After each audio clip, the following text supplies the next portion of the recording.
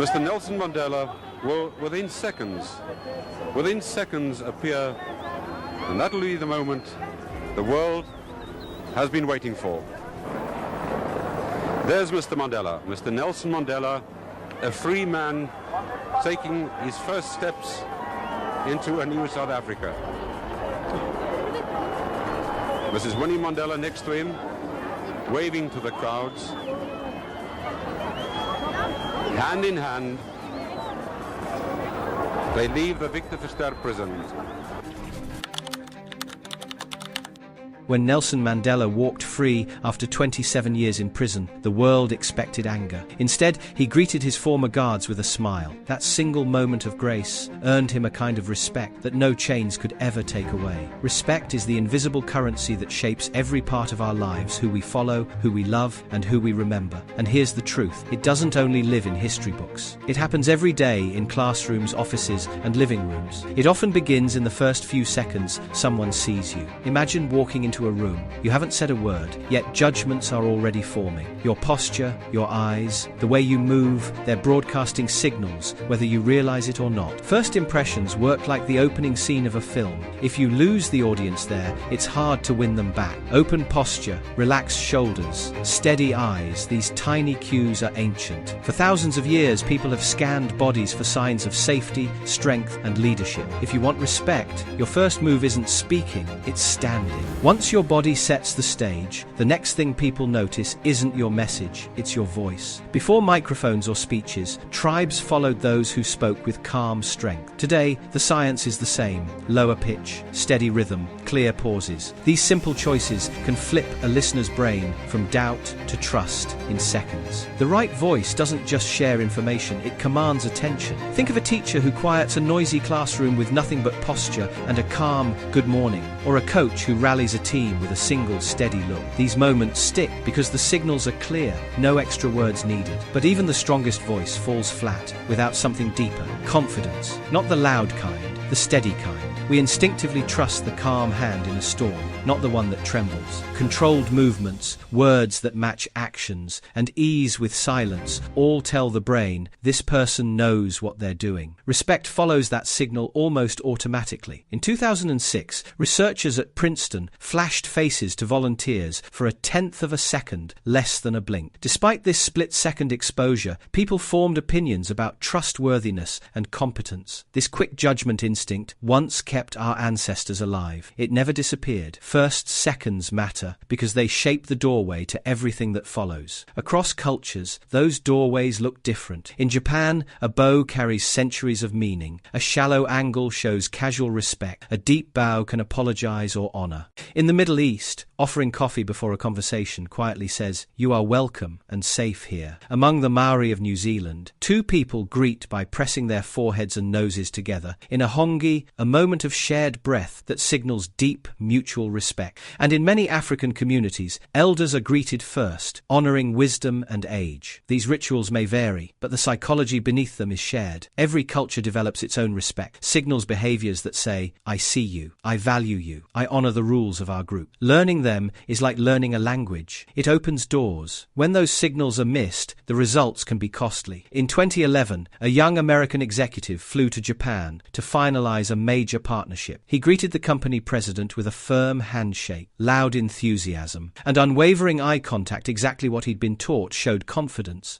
But in that room, it came off as disrespectful. He interrupted the bow, gripped too hard, and spoke over quiet welcomes. The deal never happened. One misread signal closed a door that intention alone couldn't reopen. Sometimes the opposite happens. Respect is earned instantly. In 2018, during a hotel fire, a firefighter calmly entered the lobby. He didn't shout or wave his arms. He simply stood tall, gave clear instructions, and guided dozens to safety. Strangers followed him without question. No titles, no introductions, just presence, voice, and certainty. In these moments, whether in boardrooms or burning buildings, respect isn't random. It's shaped by instinct, refined by culture, culture and revealed in seconds. So far, we've explored how respect begins before words are spoken, in posture, voice, confidence, cultural awareness, and the fragile first seconds of meeting. But that's only the foundation. Once respect is earned, something powerful happens. It turns into influence. It can unite people, shape movements, and change outcomes. And understanding that transformation is where our story goes next. Once respect is earned, something remarkable happens. It grows. It becomes a kind of influence that can unite people, inspire action, and shape the world. We've seen it in classrooms and everyday life. But at its highest level, respect can move nations.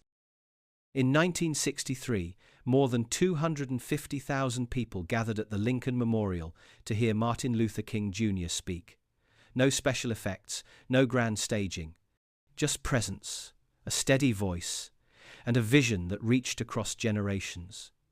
That moment didn't just make history, it revealed the force that genuine respect can unleash. When people respect you, they don't just hear your words, they trust your intent. And trust has momentum. It spreads through groups, communities, and entire movements. Respect, when nurtured, turns into power, not the kind built on fear, but on belief. History is full of leaders who understood this. They didn't need to shout. Their credibility did the work. Presence, clarity, and consistency became their loudest tools. But influence doesn't only exist on the world stage. Sometimes it shows itself in quiet, decisive moments. In 2005, during a chaotic shift in a hospital emergency room, a mid-level nurse named Lisa walked into a storm of confusion. A critical patient had just arrived. Doctors were arguing, voices rising. Lisa stepped forward, calm but firm. She reminded everyone of the trauma protocol, clear, structured, life-saving. The room settled. The team followed. The patient lived. Influence isn't about titles. It's about the weight your words carry when it matters most. Earned respect can make a single, steady voice change the outcome. True leadership often appears in moments of crisis, not comfort. But the power of respect has a shadow. When trust is placed in the wrong signals, influence can become blind obedience. In the 1960 seconds, psychologist Stanley Milgram ran an experiment that unsettled the world. Volunteers were instructed to deliver electric shocks to a stranger in another room. They believed the shocks were real. Most went to dangerous levels, simply because the orders came from someone in a lab coat. Milgram's findings exposed something fundamental: our tendency to defer to perceived authority. It's not weakness, it's a mental shortcut. Our brains use authority as a fast way to navigate complex situations. But that shortcut only works if the authority is trustworthy. Genuine respect creates influence. False signals of authority can manipulate it. The difference is integrity. The power of respect can inspire or control. History holds examples of both: leaders who lifted people up and those who bent them to their will. Respect earned through presence and trust builds communities. Respect demanded through fear creates obedience. One sustains, the other exploits. As we move forward, we'll explore how respect is shared between people, how it moves through families, classrooms, and communities, and how it becomes the culture we live in. Respect doesn't just shape crowds or movements, it shapes relationships. It decides who we trust, how we treat each other, and what kind of communities we build. If earlier we explored how respect is earned and amplified, now we turn to how it's shared. In a small town in South Carolina, a retired teacher named Mrs. Green had a reputation for turning struggling students into confident speakers. Every morning, she'd greet each child by name at the classroom door. If they avoided her eyes, she'd gently tilt her head, smile, and wait until they met her gaze. She didn't raise her voice. She didn't use punishment. Over time, her quiet consistency built something powerful. Her students felt seen. Many later said it was the first time they'd ever felt respected, and it changed how they treated others. Human relationships thrive on reciprocity. When we feel respected, we naturally mirror that respect back. Social psychologists call it mutual elevation. Respect, given sincerely, tends to come back. often stronger. Respect isn't a one-time performance. It's a rhythm built through repeated, intentional acts. Families are often where we first learn that rhythm. In many indigenous communities, storytelling circles aren't just about passing down knowledge, they're acts of respect. When an elder speaks, everyone listens. Interrupting isn't just rude, it breaks the trust of the circle. Through stories, values are preserved, and respect is taught without a single lecture. Cultural traditions like these encode respect into behavior. They create shared expectations, how to listen, when to speak, and how to honor others' voices. Communities that sustain respect often do it through rituals, not rules. In modern life, these rituals sometimes look different but serve the same purpose. Think of a coach who gathers the team in a quiet huddle before a big game, or a parent who gives their child full attention during a tough conversation. These small, repeated moments signal, "You matter, I'm listening." Respect also crosses generations. A 2019 study on mentorship found that mentees who felt genuinely respected by their mentors were more likely to become mentors themselves later on, not because they were told to, but because they wanted to repay the feeling. Respect is contagious. It spreads through behavior more than through words. When respect is modeled, it often becomes legacy. Cultural respect practices carry this legacy vividly. In Ghana, greetings begin with extended handshakes and often include inquiries about one's family not as small talk, but as a show of genuine care. In Maori, speeches are followed by songs, blending individual voices into a collective act of acknowledgement. In many Japanese families, children are taught from an early age to bow slightly when entering a room with elders, a simple physical gesture that says, "I recognize your place here." Across cultures, these rituals reinforce belonging. They tell people, "You have a place in this group, and we honor it."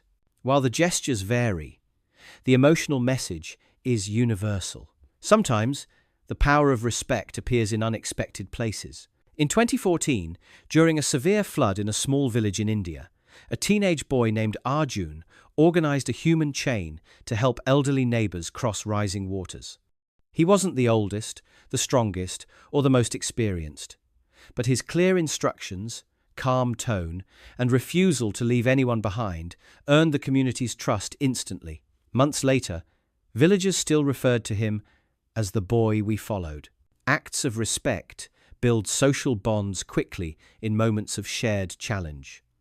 Those bonds often outlast the crisis itself.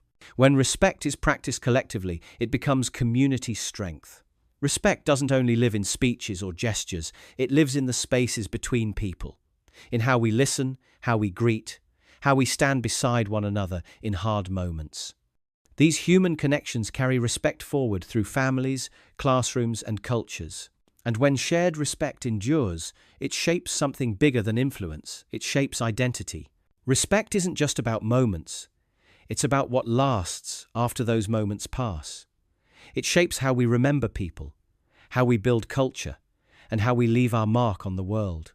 In 1999, an elderly Japanese craftsman named Mr. Takahashi retired after 50 years of making kintsugi pottery, the art of repairing broken ceramics with gold.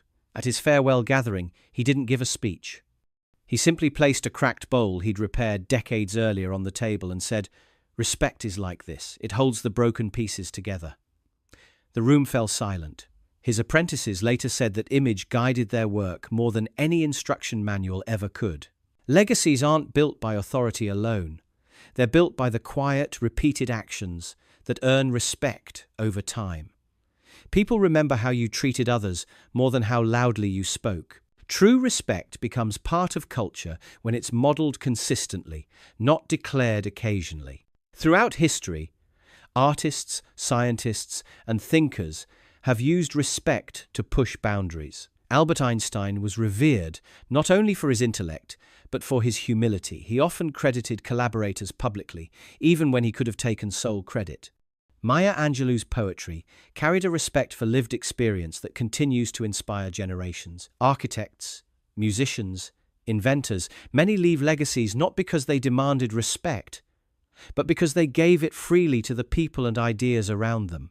Respect, when intertwined with creativity, doesn't just reflect culture, it shapes it. It gives people the courage to build, share, and innovate. Legacies of respect grow through generosity, not ego. Today, respect lives in new spaces, our digital lives. Online, tone and presence are harder to read, and respect can either build thriving communities or disappear in the noise. A single thoughtful comment can spark meaningful conversation.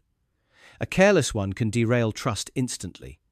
In a world where everyone has a platform, how we express respect matters more than ever. Digital spaces remove many of the physical cues we rely on. That makes intentional respect in words, timing, and tone essential to sustaining connection. The future of respect isn't about new rules. It's about bringing timeless principles into new contexts. Legacies also live in communities. In Ghanaian villages, elders plant trees whose shade they know they'll never sit under. In that act is a lesson. Respect isn't just about now, it's about later. What we build today shapes the spaces where others will stand tomorrow. Respect is inherently forward-looking. It ties the past to the present, and the present to the future. To leave a legacy of respect is to make choices today that will outlive you. From Mandela's quiet smile, to Mrs. Green's patient greetings, to Arjun's human chain, to Takahashi's golden repairs, these moments show that respect is both fragile and enduring. It begins in the smallest gestures, grows into influence, binds communities, and, ultimately, shapes what remains when we're gone. Respect is not given by chance. It's earned, shared, and passed forward. The future depends on how well we understand that and how deliberately we live it.